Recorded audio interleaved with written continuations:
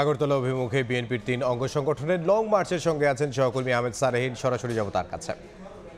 সালেহীন, ভারতের আগ্রাসন এবং জাতীয় পতাকা অবমাননা সহ নানা প্রতিবাদে আজকে বিএনপির ৩টি অঙ্গ সহযোগী সংগঠন যুবদল, স্বেচ্ছাসেবক দল এবং ছাত্রদলের যে লং মার্চ অনুষ্ঠিত হচ্ছে নয়াপল্টন কেন্দ্রীয় কার্যালয় থেকে শুরু হওয়া এই লং মার্চটি এখন ইতিমধ্যে ব্রাহ্মণবাড়িয়াতে অবস্থান করছে এবং আমরা আশুগঞ্জ পার হয়ে ব্রাহ্মণবাড়িতে অবস্থান করছি। আপনি দেখতে পাচ্ছেন যে গাড়িবহরটি ছুটছে আশুগঞ্জের উদ্দেশ্যে, অর্থাৎ ভারতের ত্রিপুরার আগরতলা অভিমুখী যে লং মার্চ সেটি এখন ব্রাহ্মণবাড়ি অবস্থান করছে।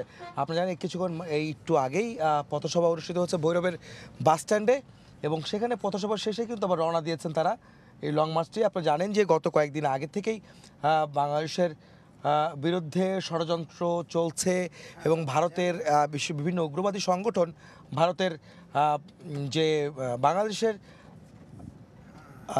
সহকারী হাই কমিশনে হামলা এবং জাতীয় পতাকা অবমাননা করে যে ধরনের তারা কার্যকলাপ চালাচ্ছে তারই প্রতিবাদে কিন্তু আজকের এই লং মার্চ অনুষ্ঠিত হচ্ছে এবং বিএনপির 3টি অঙ্গ সহযোগী সংগঠন তারা এটি পালন করছেন। এবং ইতিমধ্যে আজকে সকালে জানেন যে বিএনপির সিনিয়র যুগ্ম মহাসচিব রুহুল কবির রিজভী আহমেদ তিনি নয়াপল্টনে বিএনপির কেন্দ্রীয় কার্যালয়ের সামনে যে সংক্ষিপ্ত সমাবেশ হয়েছে লং মার্চের আগে, সেই সমাবেশে তিনি বক্তব্য রেখেছেন এবং সেই বক্তব্যে তিনি বলেছেন বাংলাদেশের স্বাধীনতা সার্বভৌমত্বের প্রশ্নে কোনো রকমের আপোষ নেই এবং যারা বাংলাদেশের বিরুদ্ধে ষড়যন্ত্র করছে তাদের বিরুদ্ধে শুধু প্রতিবাদী নয়, এরপরে প্রতিরোধ গড়ে তোলা হবে। এবং আজকে সেই বক্তব্যের জেরেই যদি বলতে চাই যে যুবদল এবং স্বেচ্ছাসেবক দল ছাড়াও ছাত্রদলের নেতারা তারা বলছেন যে ভারতের যে গণমাধ্যম যে ধরনের অবস্থান নিয়েছে বাংলাদেশের বিরুদ্ধে এবং যে ধরনের অপপ্রচার চালাচ্ছে তারা, তাতে করে আসলে দুদেশের সম্পর্কের ফাটল ধরতে পারে। এই ধরনের কার্যকলাপ থেকে ভারতের ক্ষমতাসীন দল বা সরকারকে তারা অনুরোধ জানিয়েছেন যে কোনো অবস্থায় যেন ভারত বাংলাদেশের যে বন্ধুত্বপূর্ণ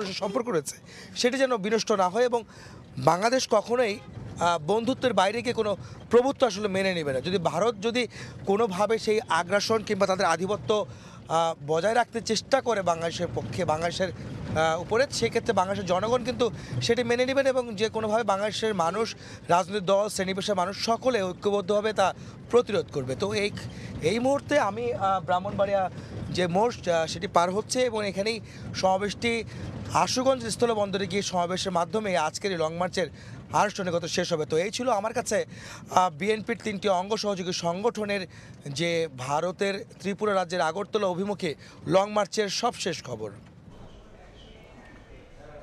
বিএনপির অঙ্গ সহযোগী 3 সংগঠনের লং মার্চের খবর আমাদেরকে জানাচ্ছিলেন সহকর্মী আহমেদ সালেহীন। আমরা সরাসরি ছিলাম ব্রাহ্মণবাড়িয়াতে।